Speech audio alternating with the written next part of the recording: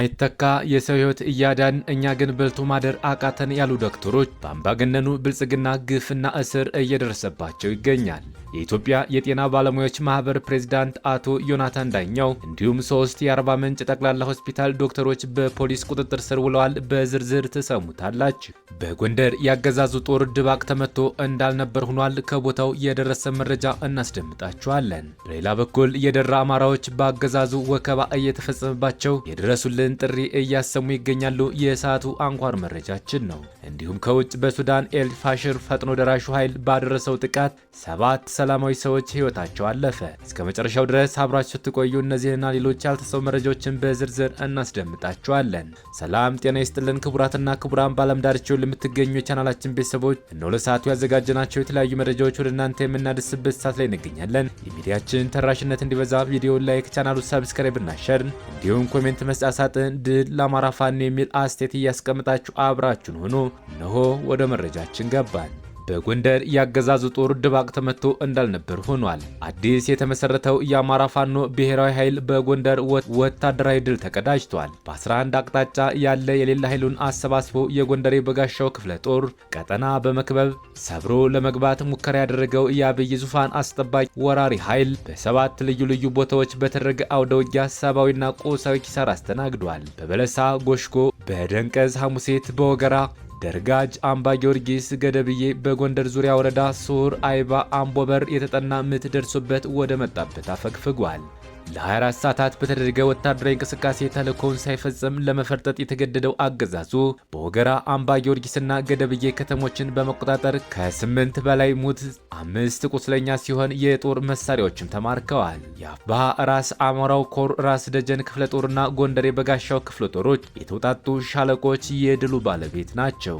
በሻለቃ አብይ ተፈራ የሚመራው የጎንደር ብርጌድ እንዲሁም በሻለቃ ደመላሽ ስመኝ የሚመራው አጼ ፋሲል ብርጌድ ሻለቆች የጠላትን እቅድ ቀልብሰው ውጤት ያስመዘገቡ ሲሆን የጎንደር ብርጌድ መክት ሻለቃ፣ ራስ አሞራው ሻለቃ፣ ጌጡ ሻለቃ፣ ናሁሰናይ ሻለቃ ንቁ የግንባር ተሳላፊዎች መሆናቸው ታውቋል። አጠቃላይ 26 ሙት ቁጥሩ ያልተረጋገጠ ቁስለኛ ሲሆን ከ6 በላይ የጦር መሳሪያም ተማርኳል። ሰብአዊና ቁሳዊ ኪሳራ አስተናግዶ ፈርጥጦ ወደ መጣበት የተመለሰው ያገዛዙ ወራሪ ኃይል ከዚህ በፊት በዚህ ደረጃ መጠነ ሰፊ እንቅስቃሴ በቀጠናው አድርጎ የሚያውቅ ቢሆንም ይህ ሙከራውን በጀግንነት ተቀልብሶ ቀጠናው በአማራ ፋኖ ብሔራዊ ኃይል ቁጥጥር ስር ይገኛል። መረጃው የዮሐንስ ንጉሴ ሙጬ የአፋብኃ የአፋጎ ቃል አቀባይ ነው። በሌላ መረጃ የማይተካ የሰው ህይወት እያዳን እኛ ግን በልቶ ማደር አቃተን ያሉ ዶክተሮች አምባገነኑ ብልጽግና ግፍና ስር እየደረሰባቸው ይገኛል። የኢትዮጵያ የጤና ባለሙያዎች ማህበር ፕሬዝዳንት አቶ ዮናታን ዳኛው እንዲሁም 3 የአርባ ምንጭ ጠቅላላ ሆስፒታል ዶክተሮች በፖሊስ ቁጥጥር ስር ውለዋል።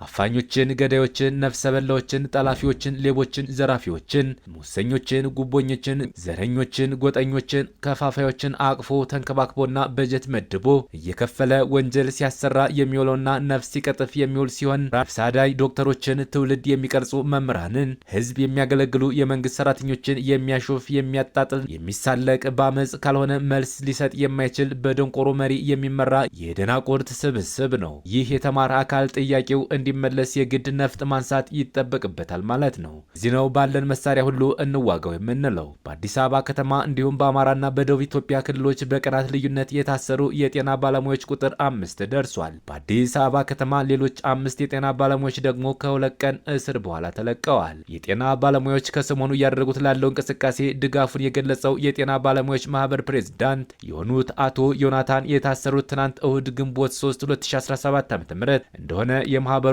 ምክትል ፕሬዝዳንት አቶ መለስ ባታ ለቢቢሲ ተናግሯል። በ2015 ዓ.ም የተመሰረተውን ማህበር የሚመሩት አቶ ዮናታን በአማራ ክልል ምስራቅ ጎጃም ዞን በሚገኘው ቢቸና የመጀመሪያ ደረጃ ሆስፒታል የጤና ባለሙያ መሆናቸውን አቶ መለሰ ገልጸዋል። ምክትል ፕሬዝዳንቱ እንደሚናገሩት አቶ ዮናታን እሁድ ከሰዓት የተያዙት ከመኖሪያ ቤታቸው ነው። ከመያዙ በፊት ከትናንት ወዲያ ቅዳሜ የሚሰራበት ሆስፒታል አካባቢና በሚኖርበት ሰፈር በሚገኝ የፖሊስ ጣቢያ ለምርመራ እንደሚፈለግ ደውለው እንዳስታወቁት ነግሮ ነበር የሚሉት አቶ መለሰ ይህ ከሆነ ከአንድ ቀን በኋላ በቁጥጥር ስር መዋላቸውን ተናግረዋል። በተያያዘ መረጃ ከኢትዮጵያ ጤና ባለሙያዎች ንቅናቄ የተሰጠ መግለጫ ሁሉም ባለሙያና የኢትዮጵያ ሕዝብ እንደሚያውቀው ላለፉት 29 ቀናት ንቅናቄው በጥንቃቄ እንዲሁም ሕጋዊ ጨዋነት በተሞላበት መንገድ ድህነታችንን እና ያለብንን ችግር የሚረዳና የሚመልስ መንግስት አለ ብሎ በማመን ቁጥር 12 የሚሆን የጤና ባለሙያውን አንገብጋቢ የህልውና ችግሮች ለሚመለከታቸው የመንግስት አካላት በተዋረድ አስገብቶ መፍትሄ ሲጠባበቅ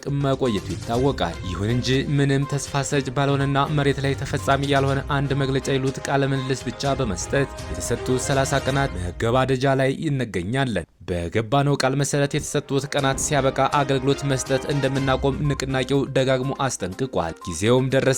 እቅዳችንም ከነገ ማለት ግንቦት 5/9 ወር 2017 ዓ.ም ጀምሮ በሁሉም የአገሪቱ ክፍል ተፈጻሚ ይሆናል ብለን እናምናለን። መንግስት ለህዝብ ምንም ደንታ እንደሌለው በመረዳት ሆስፒታሎችን እና ሌሎች የጤና ተቋማት ሙሉ በሙሉ በመዝጋት ሊደርስ የሚችለውን የህዝባችን እልቂት ለመቀነስ ድንገተኛ ክፍሎች ክፍት እንዲሆኑ ንቅናቄው ወስኗል። በሉ እነዚህን ከፊል አገልግሎት የምንሰጠው የጊዜ ገደብ ከመንግስት በሚሰጠን ምላሽ ላይ የተመረኮዘ ይሆናል። በየትኛውም አካባቢ በባለሙያዎች ላይ እስር፣ አካላዊ ጉዳት ማድረስና ማሳደድ የሚኖር ከሆነ ሙሉ ለሙሉ አገልግሎት ለማቋረጥ ልንገደድ እንደምንችል መንግስት እና ውድ ህዝባችን ሊገነዘብ ይገባል። አጥጋቢና ተጨባጭ መልስ እስከሚሰጠን ድረስ በሚከተሉት የስራ ክፍሎች ብቻ አገልግሎት የምንሰጥ ሲሆን እነዚህም የአዋቂና የህፃናት ድንገተኛ ክፍሎች፣ የአዋቂ የህፃናት ጽኑ ህሙማን ክፍሎች፣ የማዋለጃ ክፍሎች ይሆናሉ። በእነዚህ የህክምና ክፍሎች ለአንድ ሳምንት የሚሆን ፕሮግራም ማውጣት ይጠበቅባቸዋል። የስራ ጫናውን ለመቀነስ በቀጣይ ሳምንት አዲስ ፕሮግራም በማውጣት ተተኪ ባለሙያ በዚህ ሳምንት ቤቱ የነበረውን ወደ ስራ ገበታ ማስገባት ይኖርባቸዋል። ሌላው ባለሙያ በመኖሪያ ቤቱ ቁጭ ብሎ አንድነቱንና ቁርጠኝነቱን ማሳየት ይጠበቅበታል። ማንኛውም ቀንና ሰዓት የንቅናቄው መሪዎች የሚሰጡትን መመሪያ ማየትና መተግበር አለበት። በባለሙያው ላይ ጥቆማና ወከባ የሚፈጽም ማንኛውም አካል ባለሙያው ይመዝግብ፣ ለንቅናቄው ሪፖርት ያድርግ። የጸጥታ አካላት የኃይል አማራጭ የሚጠቀሙ ከሆነ ሀገሪቱ ወዳልተፈለገ ግጭት እንዳይገባና ሌላ ዓላማ ያላቸው አካላት እንዳይገቡ ጥንቃቄ ይደረግ። ወደ ስራችን የሚመልሰን የጥያቄያችን ትክክለኛ ምላሽ እንጂ መሳሪያ ወይም የመንግስት ማስፈራሪያ አይደለም። ውድ ባለሙያዎች፣ እኛ የንቅናቄው መሪዎች እስከ ሞት ልንታገላችሁ፣ እናንተ ትዕዛዝ መፈጸም እንዴት ጥርጣሬ ውስጥ ትገባላችሁ? አታሳፍሩንም። በዚህ እናምናለን። ከድህነት የምንወጣበት፣ በቀን 3 የምንመገብበት፣ ለኪራይና ቤተሰብ ለመጠየቅ ወይም ለመመስረት የማንሳቀቅበት ጊዜ ላይ ነን። እንበርታ። ለቀጣዩ ትውልድና ለህዝባችን ጤና ስንል የጤና ስርዓቱን ማስተካከል የኛ ግዴታ ነው ሲል የኢትዮጵያ ጤና ባለሙያዎች ንቅናቄ በመግለጫው አሳውቋል። በሌላ መረጃ የአማራ ፋኖ ብሔራዊ ኃይል አካል የሆነው የአማራ ፋኖ አንድነት በጎንደር የበጋሻው ክፍለ ጦር በሚንቀሳቀስበት ቀጠና የአምባገነኑ ብልጽግና አገዛዝ አዳሩን ኔትወርክ በማጥፋት በርካታ ኃይል ይዞ ከ10 በላይ በሚሆኑ አቅጣጫዎች በበለሳ፣ በወገራ፣ በጎንደር ከተማ፣ በደጎማ፣ ማክሰኝትና ጠዳ ከተሞች ዙሪያ አሰልፈው ኦፕሬሽን ለመውሰድ ቢያስብም ቀድሞ ለፋኖ መረጃ በመድረሱ ተዘጋጅተን በመጠበቅ በእነሱ የሰርግ ድግስ ጎንደር የበጋሻው ክፍለ ጦር ተሞሽረን ውለናል። የአማራ ፋኖ አንድነት በጎንደር ቴዎድሮስ ብርጌድ፣ ጎንደር ብርጌድና አጥናፍ ብርጌድ የዛሬ ሙሽሮቻችን ሲሆኑ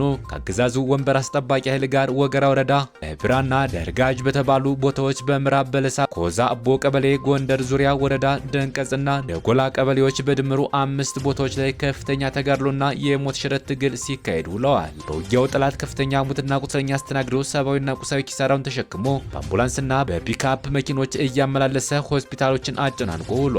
አገዛዙ በአንድ በኩል የሕክምና ሙያተኞችን ያሳድዳል፣ ያስራል፣ ሲቸግረው ደግሞ እግራቸው ስር ወድቆ አክሙልኝ እያለ ይለምናል። ዛሬ በሆስፒታሎች የተከሰተው ሁነት ይህ ነው። በዛሬው ውጊያ በጎንደር የበጋሻው በኩል ምንም አይነት ሰብአዊም ሆነ ቁሳዊ ጉዳት ሳይደርስ በእነሱ ድግስ ተሞሽረን በጀግነት ደምቀን የዋልን ሲሆን የአገዛዙ ወታደራዊ መሪ ተብዮች ኔትወርክ አጥፍተናል፣ በሌሊት ተጉዘን መረጃ ከኛ ውጭ ማን ለፋኖ ሊያደርስ ይችላል በሚል እርስ በርስ ተጣልተው ሳይግባቡ እንደዋሉ የውስጥ መረጃ ክፍሎቻችን አድርሰውናል። መረጃው የአርበኛ ታድሎ ደሴ የጎንደር የበጋሻው ክፍለ ጦር ህዝብ ግንኙነት ኃላፊ ነው። ደራ ቱቲ ሰኞ ገበያ የነበረው የስብሰባው መረጃ ከዚህ በታች እንደሚከተለው ነበር። የዛሬው ስብሰባው የዛቻ ብዛት የሞላበት ነው። እስከ ሮብ ማለትም በ6/9 ወር 2017 ዓ.ም ድረስ ልጆቻችሁ ካልታረቁ የፋኖ ቤተሰብ የሆኑትን እናስራለን፣ የመንግስት መሬት አይታረስም፣ ቤቶችን በዶዘር እናፈርሳለን፣ እናቃጥሏለን እያሉ ህዝቡን ሲያሸማቅቁት ውለዋል። ስብሰባውን የመሩት የብልጽግና ከፍተኛ ከፍተኛ የወራሪው ሰራዊት አዛዦች ህዝቡን ሀሳብ ስጡ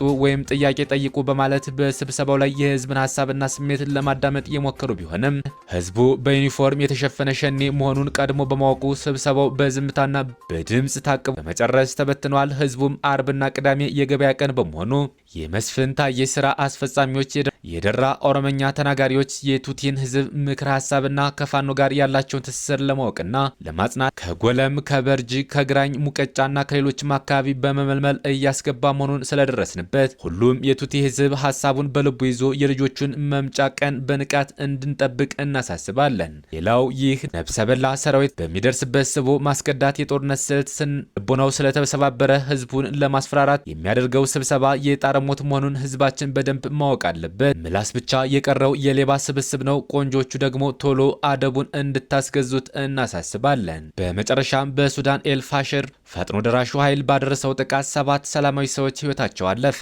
በሰሜን ዳርፋር ዋና ከተማ በተፈጸመ የመድፍ ጥቃት ቢያንስ 15 ሰዎችም ቆስሏል ተብሏል። ትናንት መገባደጃ ላይ የጀመረው የፈጥኖ ደራሹ ጥቃት በመኖሪያ ሰፈሮች ላይ ያነጣጠረ ሲሆን 2 ሴቶችንና ህጻናትን ጨምሮ 7 ሰዎች ህይወታቸው ሲያልፍ ቢያንስ 15 ሌሎች ወደ ሆስፒታል ተወስደዋል። ሰራዊቱ በተጨማሪም በከተማዋ የፈጥኖ ደራሹ ጥቃት 9 ሰዎችን መግደሉን ተናግሯል። ለአምስቱ የዳርፋር ግዛቶች ቁልፍ የሰብአዊነት ማዕከል በሆነችው ከተማ ውስጥ ስላለው ሁከት ዓለም አቀፍ ማስጠንቀቂያ ቢሰጥም ኤልፋሽር ከግንቦት 2024 ጀምሮ በሱዳን ጦርና በፈጥኖ ደራሹ ኃይል መካከል ከፍተኛ ጦርነት እየተካሄደበት ይገኛል። የተባበሩት መንግስታትና የሀገር ውስጥ አሃዛዊ መረጃዎች እንደሚያመላክቱት ከ20 ሺህ በላይ ሰዎች ተገድለዋል፣ 15 ሚሊዮን ደግሞ ተፈናቅለዋል። በአሜሪካ መሰረታቸውን ያደረጉ ተመራማሪዎች ደግሞ የሟቾች ቁጥር እስከ 130 ሺህ ይደርሳል ብለው ይገምታሉ። ክቡራትና ክቡራን የቻናላችን ቤተሰቦች ለሰዓቱ ያዘጋጀናቸው መረጃዎች እነዚህን ይመስሉ ነበር። ሌላ የመረጃ ሰዓታችን እስክንገናኝ ድረስ የዩቲዩብ ቻናላችን ሰብስክራይብ፣ ሼር እንደዚሁም ላይክ እያደርጋችሁ ጠብቁን። ቸር እያገናኘን መልካም ቆይታ